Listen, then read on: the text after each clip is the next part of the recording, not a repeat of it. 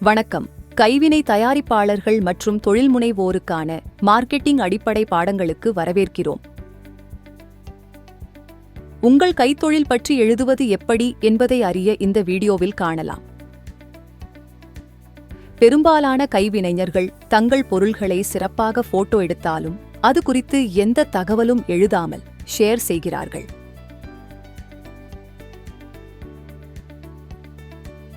உங்கள் கலையை வெளிப்படுத்த போட்டோக்களும் வீடியோக்களும் அவசியம். ஆனால் எழுத்து விளக்கம் மூலம்தான் கதை முழுமையடைகிறது. இக்காலத்து கஸ்டமர்கள் அழகான கைவினைப் பொருட்களை வாங்குவதோடு அவற்றை தயாரிக்கும் கலைஞர்களை பற்றியும் அறிய விரும்புகிறார்கள். எனவே உங்களிடமிருந்து நேரடியாக வரும் தகவல்களும் கதைகளும் அவர்கள் அனுபவத்தை இன்னும் சிறப்பிக்கும். இந்த வீடியோவில் உங்கள் கஸ்டமர்கள் ஆர்வத்தை ஈர்க்கும் விதமாக எழுதுவது பற்றி பார்ப்போம்.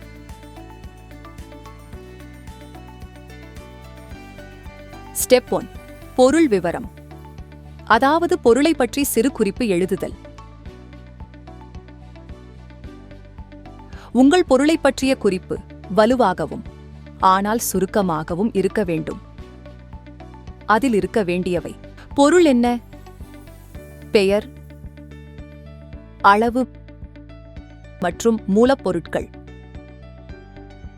யார் செய்கிறார்கள், தயாரிக்கும் நபர், குழு அல்லது நிறுவனத்தின் பெயர்,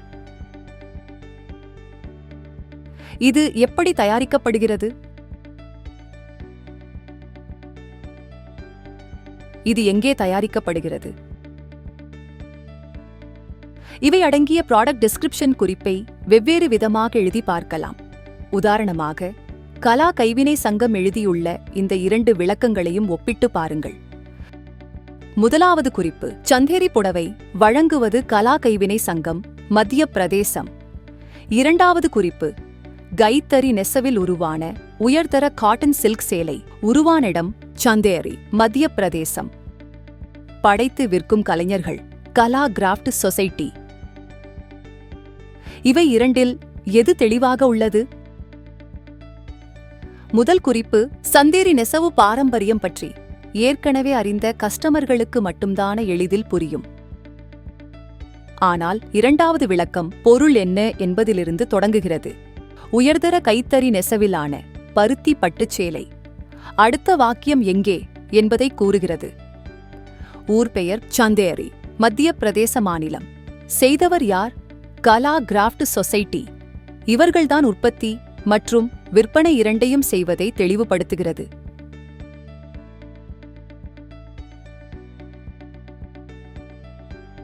இதுபோல குறிப்பின் தொடக்கத்தில் வரும் கைத்தறி கையால் செய்த போன்ற சொற்கள் படிப்பவர் ஆர்வத்தை தூண்டும்.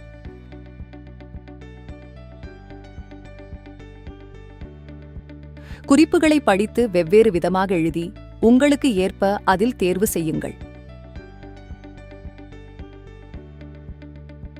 ஸ்டெப் 2. தொழிலின் செயல்முறையை ப்ராசஸ் டாக்குமெண்டேஷன் செய்தல். உங்கள் கைத்தொழிலின் செயல்முறைகளை, வெவ்வேறு படிகளை ஒரு சமையல் குறிப்பு போல எழுதுங்கள். காட்சி ரீதியாக விளக்க போட்டோக்களை எடுத்து எளிய தலைப்புகளை சேர்க்கவும். கைவினை தொழிலுக்கேற்ப தயாரிப்பு முறைகள் மாறுபடும்.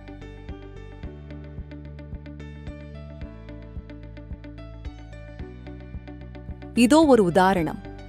வியாபார கஸ்டமர்களும் டிசைனர்களும் உங்களுடன் இணைந்து புதுமையான படைப்புகள் செய்ய இந்த ப்ராசஸ் டாக்குமெண்டேஷன் ஆவணம் உபயோகப்படும்.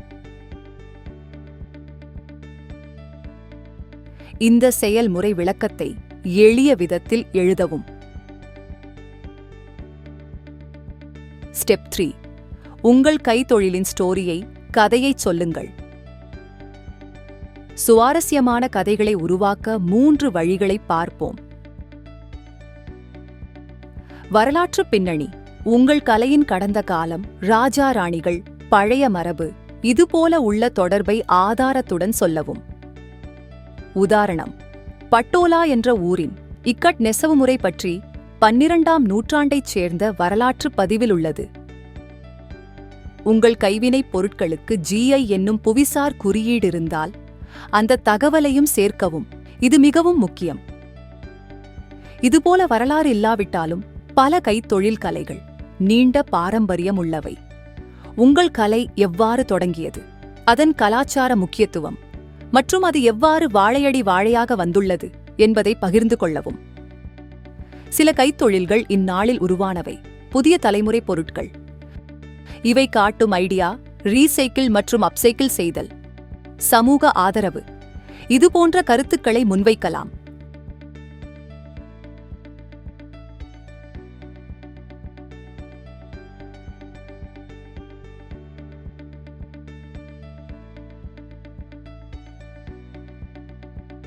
ஸ்டெப் 4.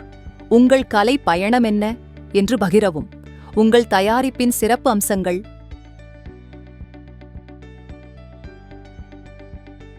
நீங்கள் பெற்ற விருதுகள், கௌரவங்கள், பெண்களுக்கான வேலைவாய்ப்பு, சமூக முன்னேற்றம் போன்றவற்றை இதில் சேர்க்கவும். உங்களுடன் இணைந்து பணியாற்றும் தொண்டு நிறுவனங்கள், கலைஞர்கள், டிசைனர்கள் பற்றி குறிப்பிடுங்கள். சுருக்கமாகவும் தெளிவாகவும் உங்கள் கலையின் சிறப்பை எடுத்து சொல்லுங்கள். இந்த 4 விதமான குறிப்புகள் தயாரித்துக் கொண்டால் கேட்டலாக், வெப்சைட் மற்றும் சோஷியல் மீடியா என அவற்றை தேவைக்கேற்ப பயன்படுத்தலாம். உங்களுக்கு தொழிலின் மீதுள்ள ஊக்கத்தையும் தன்னம்பிக்கையும் கஸ்டமருக்கு காட்ட நல்ல எழுத்து உதவும்.